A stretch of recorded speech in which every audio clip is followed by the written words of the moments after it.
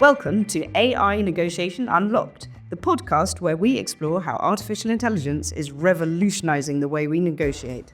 I'm Rosie Bailey, CEO of Nibble, the world's leading AI negotiation platform, and each episode I'll sit down with industry leaders to uncover how businesses can harness AI tools to scale negotiations, boost efficiency, and unlock new revenue opportunities. Now, let's begin.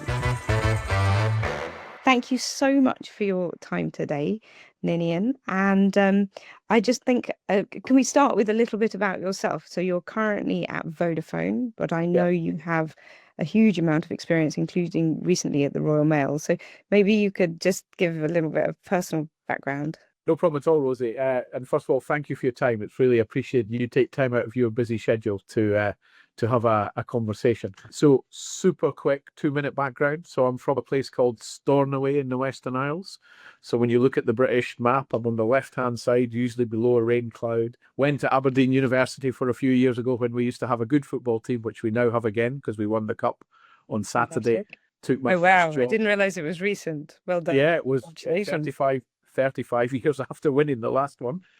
Scottish Cup. Went from Aberdeen University to a company called British Gas in what was called Supplies and Transport. Worked for 10 years in British Gas.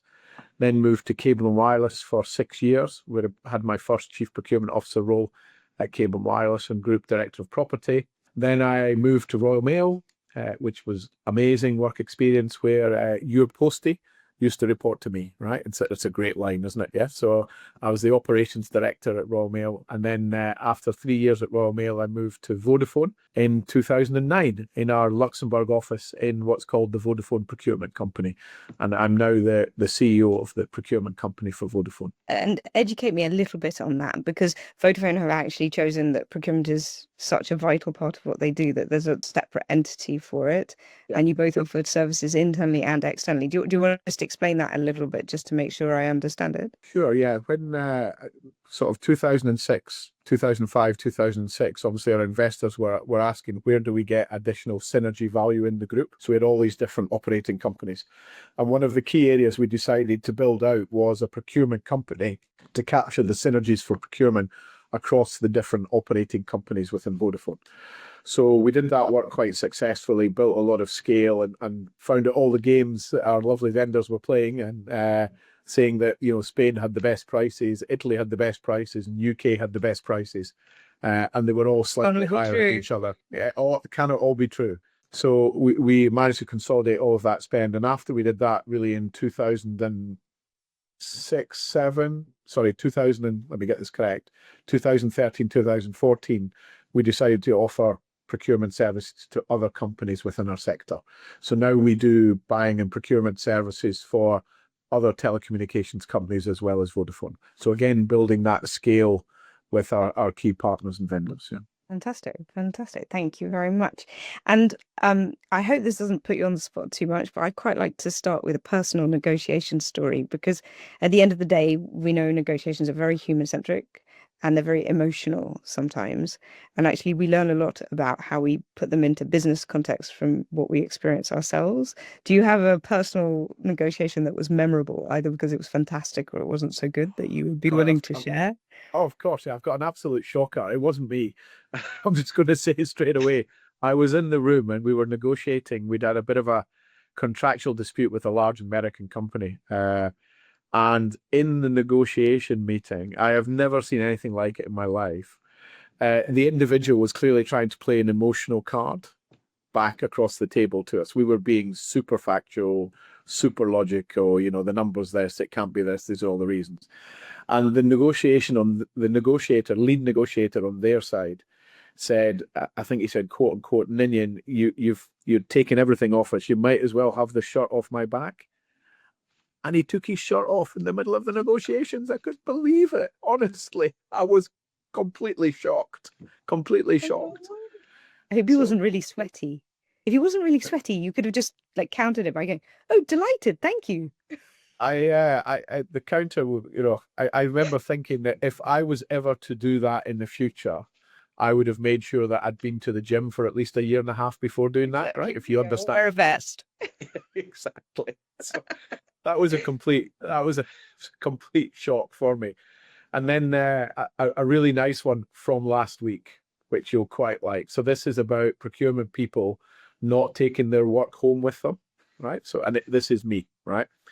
So I was driving over to London a couple of weeks ago, actually, and just at the Channel Tunnel, when you come in, you hand over your passport, and the lady was checking the passport, and I was chatting to her, and then it was quite a tight turn to go past that. And as I turned, I thought, this is getting a little bit tight.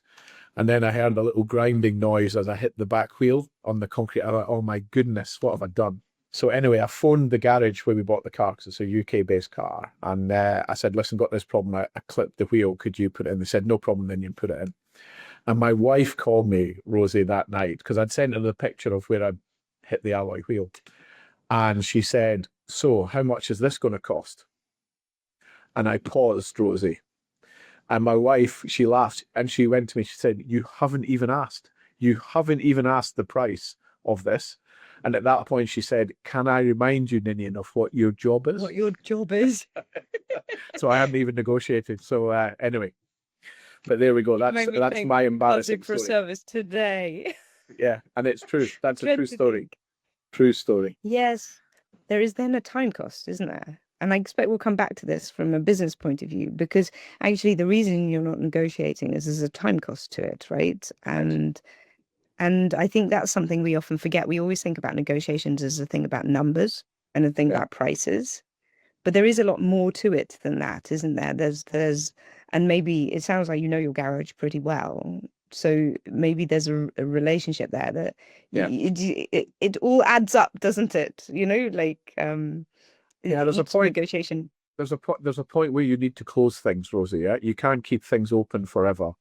And I see that in some of the negotiations with some of my colleagues. And a negotiation can go on for months to squeeze the last, couple of dimes. And I go, but you could have finished a month ago and got on Yeah. to the next project or Do the you know, next it's quite project. funny though. So we work with a negotiation professor, and I'm going to have to hope he doesn't listen to this episode of the podcast, because he's a senior advisor for us. So we have had some minor causes to negotiate directly with him on the terms of his senior advisory role. And he never closes a negotiation. And I've only learned this through experience now, because on more than one occasion, I've had to say, well, we're out of time. Would you like to just sign? Yeah, are we done? Because he never actually says, I'm done, I'm happy. And it's obviously like a tactical, he's an expert, right? So it's a tactical thing. And then, of course, I'm panicking that he's not going to sign. And of course, he does sign, because we are down to the I's and the T's. Do you know what I mean? And it's all fine. But he obviously has like a target of never being the first to go, yeah, I'm fine. We had a trainer who was at British Gas when I was there. And after he left British Gas, he set up his own negotiating training company. And he used to go into negotiations and he would never wear a watch, because he'd say, Ninian, time doesn't matter to me in a negotiation. I've got all the time in the world. It's you that's under pressure. And I often see suppliers or partners trying to use time pressure against me. I remember we were negotiating with a New York-based company, and I was in the UK actually working for Cable Wires at the time. It was a billing system we're negotiating. And every time we tried to have a negotiation, they said they couldn't start until 5 p.m. US time. Nice. So 5 p.m. US time, or even 1 o'clock US time is 5 p.m. UK. So it was 10 o'clock midnight, 1 or 2 o'clock in the morning. And I remember we were getting close to closing this particular deal. So we said, listen, fly over and we'll arrange a car to get you from the airport to come to Bracknell at the time for it, right? So, and they came into the office and we did the opposite. As soon as they got in the office, we started the negotiation, jet lag. Just to surprise them, yeah. And kept going. So I think people use different techniques in different ways. And it always, not bad meaning, but just trying to get a deal, obviously, yeah? So it's interesting, isn't it? I used to be an investment banker for 20 years, and we did corporate finance deals, right? And there wasn't a single deal that wasn't being finalized at 6 o'clock in the morning. Yeah. And then you get into regulatory requirements. It has to be out at 7, or you're in breach of stock market requirements, right? And at 6:30, suddenly everyone goes, oh, okay, fine. And then the last little bits get fed into the press release, and then it all goes down the wire at 7. But I've never seen a situation where it didn't go down the wire at 2 minutes to 7. It's always the way. Oh, that's great. Oh, well, thank you very much. And it is a real world, right? And that's what we really believe in at Nibble is the fundamental of what we're creating is a human to computer negotiation. So there's well, one day maybe it'll be AI to AI, but for Yeah, today it's all about a human on one side and an AI on the other side. And when you're in that scenario, the thing that surprised me the most is how if the AI behaves like a human, doesn't pretend to be a human because that's a yeah, that's morality important. issue, but behaves like a human, the human engages. And I can only equate it to sort of like a fantastic film or a really good video game, or if anyone, tapped you on the shoulder, you take, I know it's not real, but I've suspended disbelief for now because it creates a better outcome. People Yeah, really live in the moment and create that emotional connection. And then you can do anything. There's super powerful to try and find an agreeable situation. Anyway, that's fantastic. So I'm going to try and do a little bit of kind of quicker fire just to get some yeah. thoughts from you, if that's okay. And I sort of I looked up a couple of you. You've done a few talks and you're on YouTube, and you said now is an exciting time to be in procurement, and possibly one of the best times to be in procurement. And I wondered if you could elaborate on why you think that is. No, absolutely, 100%. I think when I first started in procurement proper management position was probably around 2000. No, yeah, when I joined Cable Wireless, and that was the whole e-procurement kind of S wave. So everybody was sending purchase orders electronically. You look back at that now and you go, my goodness, that was so basic. Yeah. And then we had the whole e-auction stuff, right? Now, when you look at the potential applications for AI into procurement, it is super exciting. Super exciting.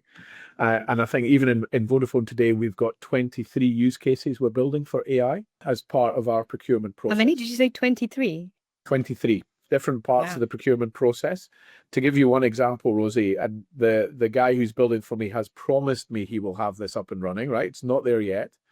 We're building a use case where AI will dial into some of our strategic partners' calls, their quarterly results. We'll listen to the quarterly results, listen to the questions, read the PowerPoint, and immediately produce a 2-page executive summary after the call. Brilliant. It sounds simple. It's not simple, right? It's good. You got to think through. But for us, that probably takes out 4 hours of a person's time, sitting on the call for an hour and a half, trying to summarize the key points and then sending it around. And for procurement and supply chain, to have that information readily available straight But after also Cisco's call searchable. Also and searchable, not searchable. just, yeah. Yeah, it's very valuable because part of how you position procurement is providing that information and those summaries to your senior executives in the company.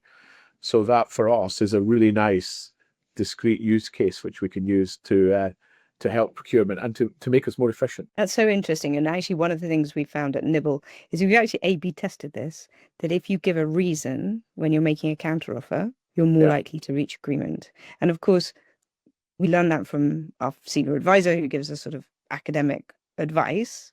yeah, But then what's so wonderful is you can then A/B test different reasons and yes. different ways of justifying your argument. Anyway, very nerdy. Be interesting to see, Rosie, when you think about that, the rationale, how that translates culturally to different people in different cultures, because different rationale will resonate with different people from different cultures at different times, right? Or And even different job yeah, descriptions, right? Like if you're negotiating with somebody who owns their own business because they're a small supplier to you, or if you're negotiating with somebody who is part of the sales team of a big software yeah, business, it's a completely different set of things that they're incentivized or absolutely. and so that's clearly part of a massive journey. I think you want to become the most digitized procurement organization globally. And those 23 AI use cases, that's super cool because that's making it practical. So how close are you to having those? So is the one you mentioned number one, or is that are you halfway through or No, it's halfway through. So the first drop is in the next 60 days after we started. So the first drop, and then the final drop of those first 23 will be by December this year. So we brilliant? have different drops that come through. But what I keep saying to people, there will always be a list of 23, Rosie, yeah? Oh Because yes, of what course. we'll just keep adding one on the top. Every time we knock one off, we'll put on another AI use case because we have enough funding to make sure that we can fund and change that. And also, we've promised to the business to actually use AI and new procurement methods to provide them an AI dividend. So we also know that a number of our key partners and suppliers are using AI, right? So therefore, if they're saving 15, 20% on the service, then I think I should be saying, that's brilliant. Thank you. Can you share some of that with one of your customers? Yeah. So we call that the AI dividend. And for every dollar we're investing in that, we expect to get 20 back. So 20 to 1 return. That's fantastic. I'm really glad we touched on ROI because I was listening to a webinar which I deeply disagreed with the other day, where they talked about how they were creating AI agents to help them do stuff, but they were coaching them like a member of the team and they couldn't expect them to be fantastic straight away. And whilst I understand a bit of that, at the end of the day, if you're not getting financial results, like it's a piece of software at the end of the day. And if you were buying a piece of software, you would expect to have a business case and a justification and then to test it against that business case. But it felt to me like a lot of people are saying, oh, well, if I hire a new person in my team, it takes a while to get up to speed. And you don't generally have a ROI on a new hire. It's a different set of KPIs that you're measured on from that point of view. Right. And I felt that was making it too easy. I think I understand training in your large language model. I get that. So for some very, very complicated things, will take some time, maybe, but they're not going to start at zero. You're not starting at zero ROI and then building up to 10% or whatever your return is, right? So you're going to get something straight away especially if you're building something. Even if a new employee comes in, Rosie, that you're not going to say, Rosie, it's brilliant you've started. Could you deliver something next year, please? You're not going to say that, right? Thanks. The quick wins, right? Exactly. So you're going to get you will get something. And I think depending on how you're training your AI models, one would expect to get more return over time. But that's okay. I also think it's simple things like we expect to talk to a customer with AI negotiation the first time, not knowing very much about them and doing the best we possibly can. And LLMs are pretty good at actually managing edge cases or things that you're not expecting and staying polite and helpful. But then the second conversation needs to be fueled by the information from the first conversation. Right. And that's not clever machine learning. That's not even AI. That's just making sure that you're using the data that you've generated in the next conversation, if that makes sense. You're just feeding the data in each time. And the thing that we find exciting is if you have a human-to-human negotiation, you probably don't have a very good record of the give and take. You have a good record of the final outcome, but you probably don't have a good record of people's discomfort or enthusiasms. Whereas actually with an AI negotiation where the whole thing is monitored, you can start actually mining that whole information for, let's say you had a target of making a 5% saving and you came back with 4.3%. Instead of calling that a failure, it's below target, but I also learned that the reason I couldn't get to target is because of this, this, and this, which allows you to then refer to it back when you try and have the same conversation next year. Yeah, I think if you look at, because we do roughly 3,000 contracts a year in the procurement company, all of those contracts, I think, are either digitized now or are being digitized. So there's a few that we still haven't digitized yet. So you're perfectly correct. We've got a huge kind of what a singer would call a back catalogue, right? We've got all these albums sat there, right? Yeah. And they're all digitized. So we know what position we've given in every single contract we've done. And there's probably, I don't know, 30, 40,000 contracts there. So we've got an amazing library. Right? What we don't have, which you're correct, is the human interaction during the negotiations. And the reason I can't do this in Indian is because and how that give and take has happened during the interaction. We don't have. And it helps you remember it for next year, right? Like, let's say the team has changed, like simple stuff, like it just helps you refer back to it. So in terms of AI, you sound like a complete convert. Are there any places you think it's a bit hype and hot air and it's not going to deliver the value? No, is there hype and hot air around it? Absolutely, 100%. But if you look at the hype curve, it's up there, right? It's right at the top. The share prices of all the AI companies are going through the roof. There's a huge number of companies starting up in this space as well. So we're going through the hype. We'll get to what do they call it? The false disappointment bit. Yeah, disillusionment. The valley of disillusionment. We'll get to that. But fundamentally, and I said to our chief executive, fundamentally, I believe this will change procurement. right? And there are so many things where it can add additional value to the procurement process. So is it a little bit overhyped? Yeah. Do you need to understand it's overhyped? Yep. Should you still try things and new things and practice? Absolutely, 100%, right? Because if you don't try them, you'll never learn. But I wouldn't be betting the ranch on one company at the moment. If I was a sourcing guy, I'd be keeping my options open, maybe running a few horses, trying a few things, doing a bit of learning, and then see how the shakeout comes or the shakeout comes the next couple of years. But it will transform procurement utterly. People need to understand it's an incredible transformation coming.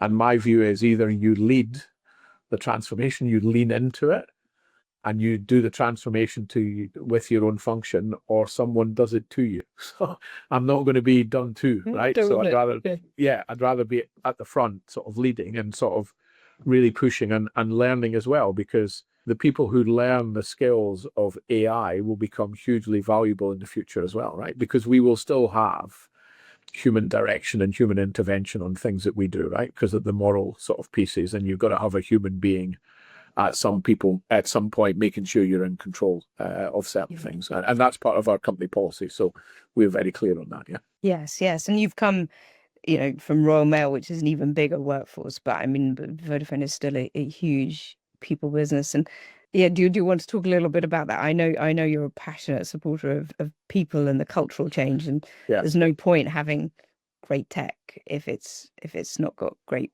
people controlling it. Do you want to talk a little bit about that? Yeah, I think so. I always talked about a technology-led transformation when I was back in cable wireless, actually, and using technology as a transformation driver to transform processing capabilities in the organization.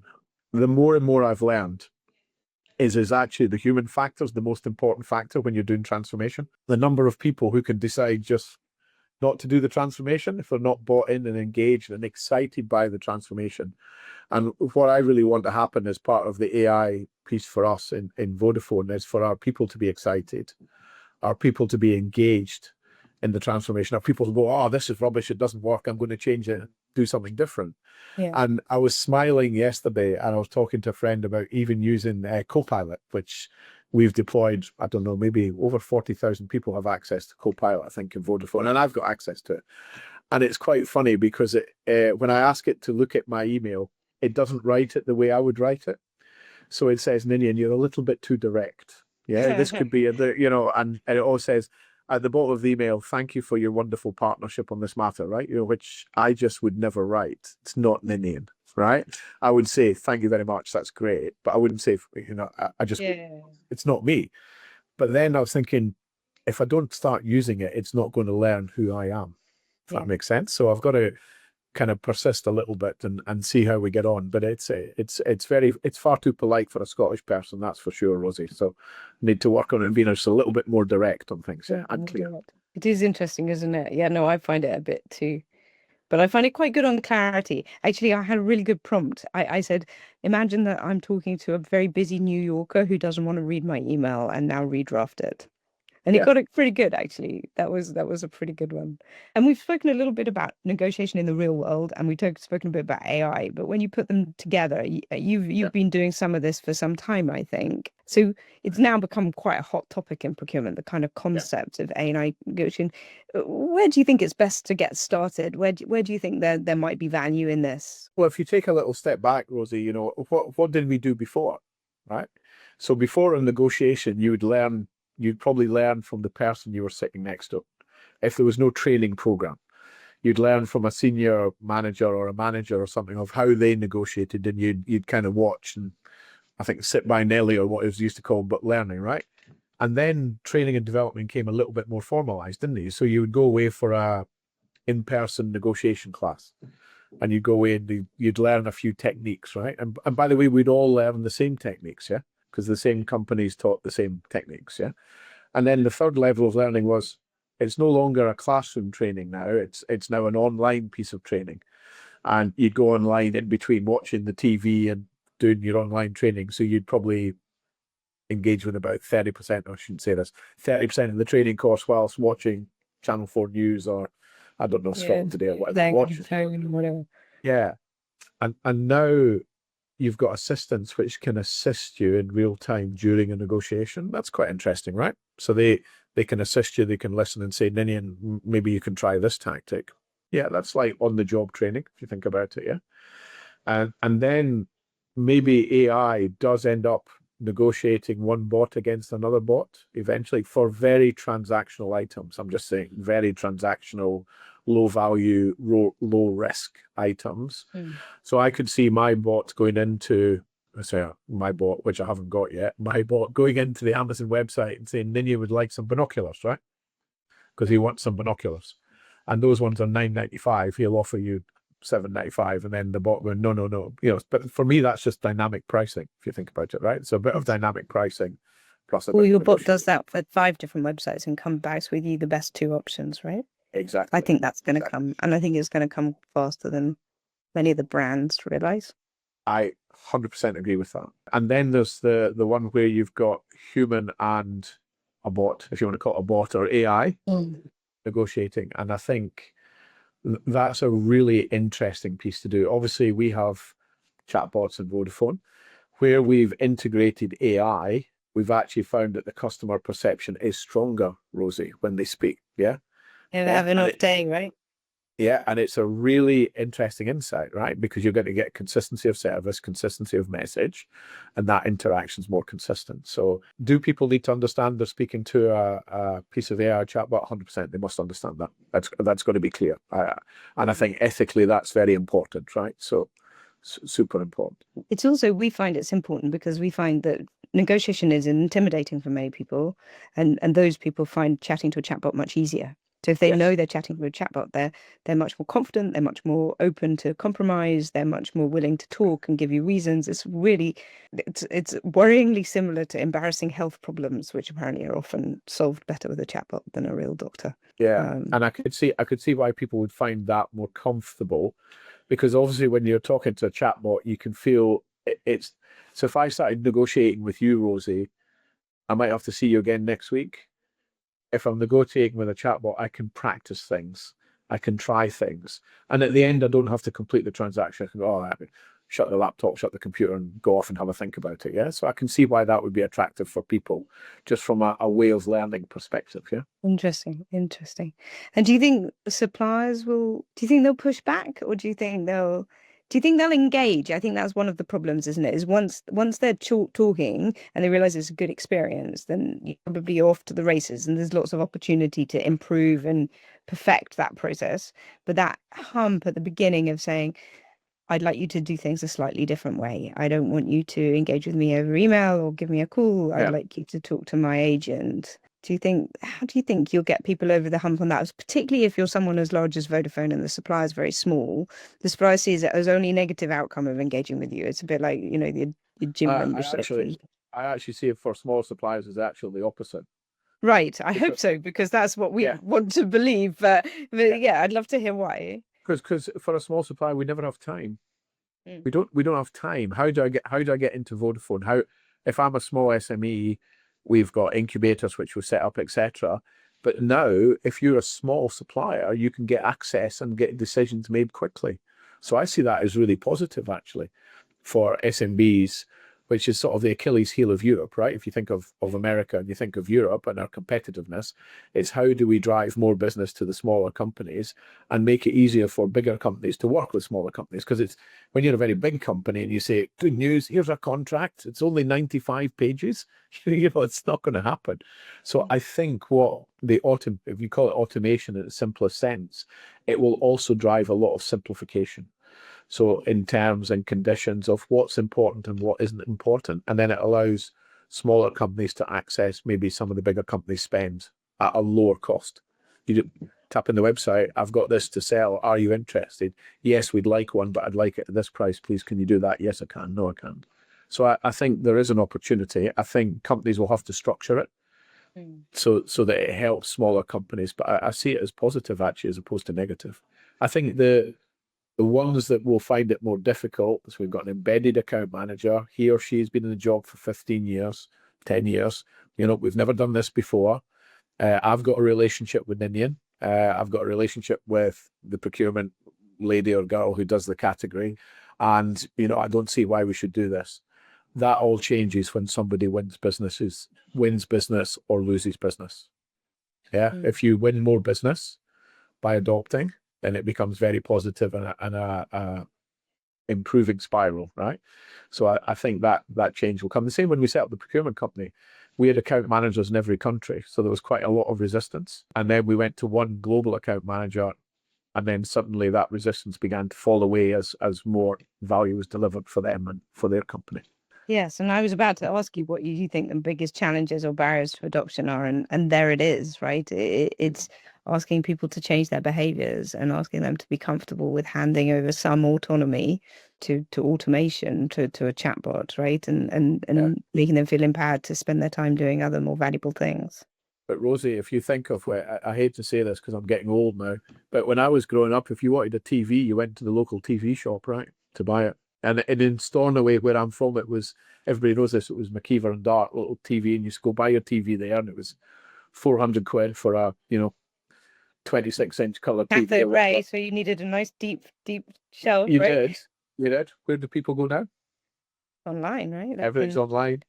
You rarely see it before you buy it if it's a TV. A mobile phone's slightly different. When they tend to look online and then they want to hold it and feel it because it's one of these things that's quite tactile, right? But for TVs, the last 3 TVs I've bought, sounds grand, it's not, but I bought one for a friend. But all online, never saw them. Just saw the picture, price comparison, quite like John Lewis, good service, bang, gone. Well, there's a trust element there, I think, as well, right? Like, Very much so. and that's the other thing is brand brings trust. There are many ways to build trust, actually, and something we're very passionate about and nibble about building trust through a conversation. But it's that's important, right? So I think we're running a little bit short on time, so I'm going to just ask you a couple of questions and then close Sure. off. My last sort of AI question is there an untapped opportunity that really excites you that you think is going to come over the next, let's say, 3 years? Not necessarily tomorrow, but you think when it comes, it'll be really cool. Rosie, we were looking at how long it takes us to put a tender document together last week. And we've done some process analysis. It takes us roughly 90 hours to put a tender document together. 90 hours, okay? Now, the standard working week's 40, right? Now, if you think of a procurement person who has more than one tender to do, so it's not 90 hours, actually, it's a bit longer, right? Yeah, because it's switching cost, isn't it? It's you're switching, you're working on this tender, then that one, then this one, then that one, right? We think we can pull a tender document together in a couple of hours, right? And we've already got AI beginning to write the statement of work because the AI is looking at all the previous statements of work we've got. It's saying, I've seen one of these before. I've now written the statement of work for you. Would you like to edit it? And that's a completely different proposition from the suppliers are going to use the same tool to respond to this. 100%. So therefore, you can shorten the procurement cycle. I remember when I was sort of growing up in procurement, everybody said, "Oh, you got to give them about 6 weeks," right? You don't. No, you don't, right? Because they'll just pop it into ChatGPT, say, use my website, answer these questions, and let me check it. I do that all the time. Show me my weak spots. Where have I not fulfilled the expectations very well, and so on and so forth. Correct. And procurement is very structured, Rosie. The way we run it in Vodafone, we have a balanced scorecard. There is commercial weightings, there's technical weightings. It's very structured. And when you've got something that's very structured, allocating the scores to it, you can almost automate because ChatGPT can read the answer and say, yes. It should be fairer as well, actually, in a funny kind of way. It should be completely fair, shouldn't it? If it's controlled the right way. And then my last question is, do you have a negotiation tip for your listeners, right? Like, do you have a personal negotiation tip that you fall back on? My wife would say, don't let Ninian negotiate anything at home, right? So that's it's interesting. What's my negotiation tip? I work super hard on the relationship.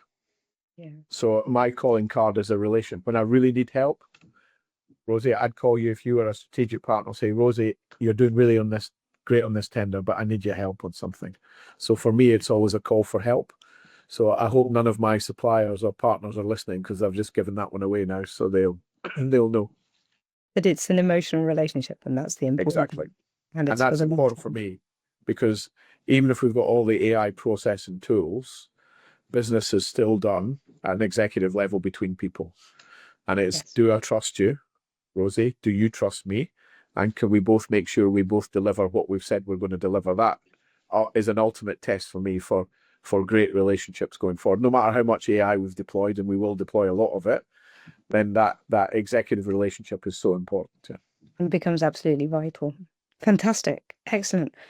Well, thank you so much for your time. This has been just a brilliant conversation. I've loved having it. I feel honored to have it. I've learned a lot. I love the approach of tying together the AI with the people. And so I really appreciate your time. So, Ninian, thank you so much. No problem. Great to meet you, Rosie, and thank you for your time as well.